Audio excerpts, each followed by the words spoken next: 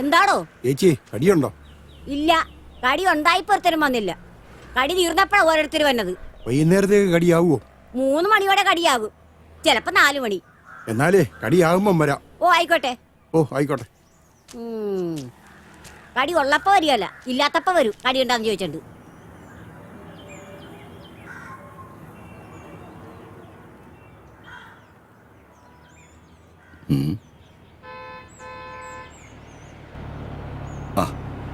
പറഞ്ഞ സമയത്ത് തന്നെ പാരാപ്പാപ്പച്ചനെത്തി.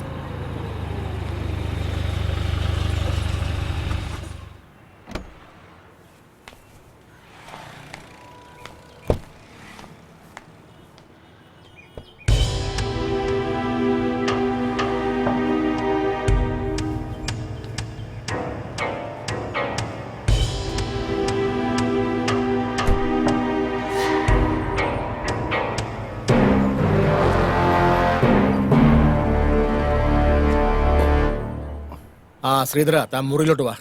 ഓ,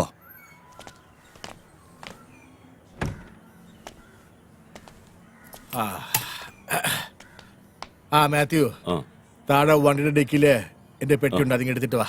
പിന്നെ മുറി പറഞ്ഞിട്ടുണ്ട്. ശരി.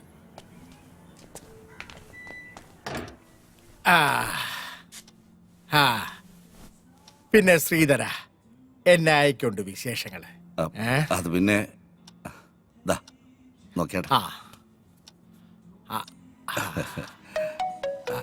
അയ്യേ, അലുമിനിയം പാത്രം ചടങ്ങിയ പോലെ.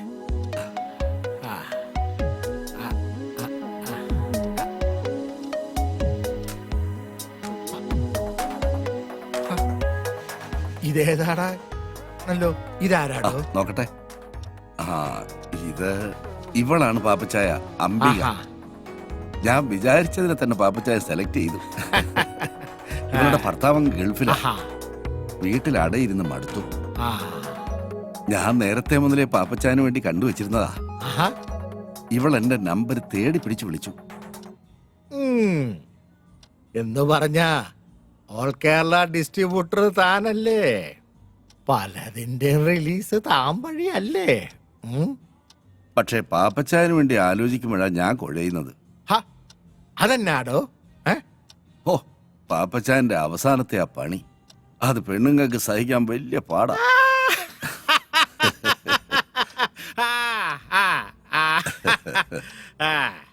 ഒരുമാതിരി അവളുമാര് സഹിക്കുകയല്ല, അതിനെയല്ല അവളുമാര് പരിഭവം പറയും. ചിലർ എന്നോട് കംപ്ലൈന്റ് പറയുകയും ചെയ്യും. എന്നായാലും എന്താടോ, കാശല്യോ കൊടുക്കുന്നേ? പിന്നെ ഇവള് മതി ഒരു 4 ദിവസത്തേക്ക്. ഓ, 4 ദിവസത്തേക്കോ? അതെ, വേറൊന്നും കൊണ്ടല്ലടോ, ഇത്തവണ ശരിക്കൊന്ന് ആഘോഷിക്കാന്ന് വിചാരിച്ച്. ഏതാ? നടക്കട്ടെ നടക്കട്ടെ.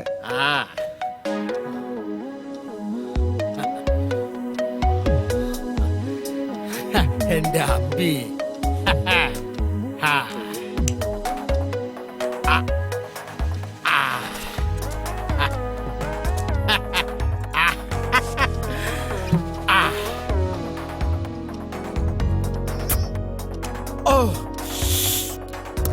അമ്പി, ഈ പോരെ, ഇതേലൊരെണ്ണം പിടിപ്പീരേ. എനിക്ക് വേണ്ട പാപ്പച്ചായ. വാടി.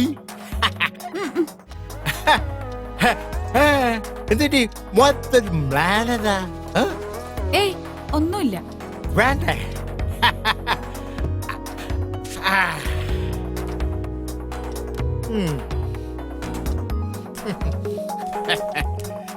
പാപ്പച്ചായൻ എന്നെ എന്നാ വിളിച്ചേ? അമ്പീന്ന്.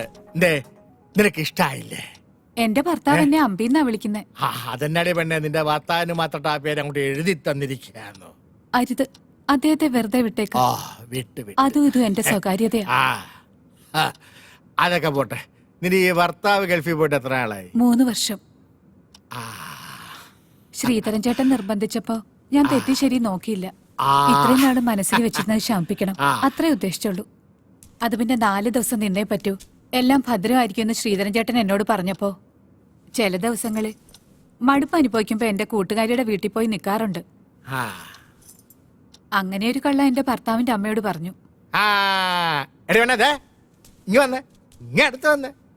ദേ മിടിക്ക മിടിക്ക് ഞാൻ എത്രാമത്തെയാ പാപ്പച്ചായന്റെ ലിസ്റ്റിൽ? ഇതിന്റെയൊക്കെ ലിസ്റ്റ് ആര് നോക്കുന്നത്? കള്ളൻ. ആ എന്റെ പെണ്ണെ നീ അപ്പൊ പോയല്ലേ? അതെ, ഉച്ചയ്ക്ക് മുന്നേ വീട്ടിലെത്തണം, അല്ലെങ്കിൽ ഞാൻ പാപ്പച്ചായന്റെ കൂടെ വരേണ്ടി വരും.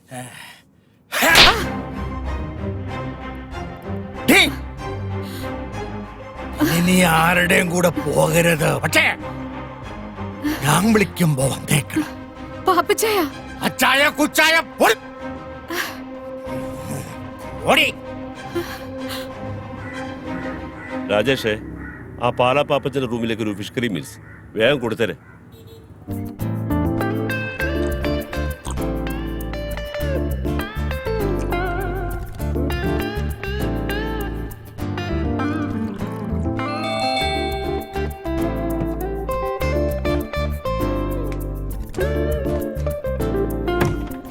ആ ചേട്ടനാ, വാ ആഹാ, ഓരോന്നൊഴിക്കട്ടെ. തുടങ്ങിയോ? ഓ, ഇരിക്കെ.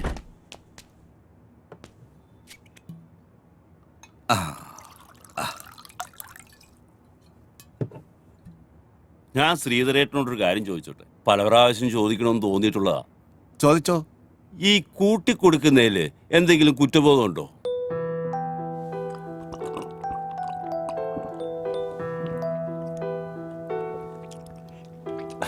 അല്ല, ഞാൻ ചോദിച്ചെന്നേ ഉള്ളൂ. ഇല്ല, ഒരു കുറ്റബോധവും ഇല്ല. ജീവിക്കണം, കൂടെയുള്ളവർ ജീവിപ്പിക്കണം. എന്റെ മോടെ പഠിപ്പ് മുടങ്ങരുത്. അങ്ങനെ ചിന്തിച്ചാൽ എവിടാ കുറ്റബോധം?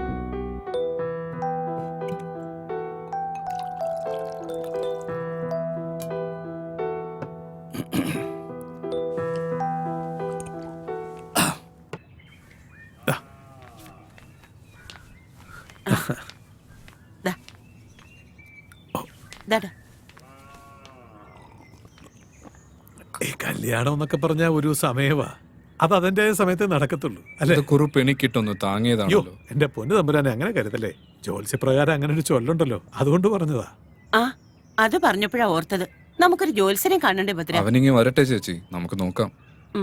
അല്ല, വിഷ്ണു കുഞ്ഞ് ബോംബെയിൽ കോൾഗേറ്റ് കമ്പനിയുടെ മാനേജർ അല്ലേ? അതിന് പറ്റിയ പെമ്പിള്ളാരെ ആരെങ്കിലും ആലോചിച്ചാ അവർക്ക് ഈ പട്ടിക്കാട് വല്ലതും ഇഷ്ടപ്പെടുവോ? എന്റെ തമ്പുരാനെ, ഈ ഇല്ലൊക്കെ അങ്ങോട്ട് വിറ്റിട്ട് വല്ല ടൗണിലും പോയി നല്ല വീടെടുത്ത് അങ്ങോട്ട് താമസിക്കും. എടോ, എനിക്ക് ഇതൊക്കെ മതിയടോ. അയ്യോ, അവന്റെ കാര്യമല്ലേ, അവൻ വരട്ടെ നോക്കാം. ആ എന്നാ പിന്നെ ഞാനങ്ങോട്ട്. ഉം. ശരി.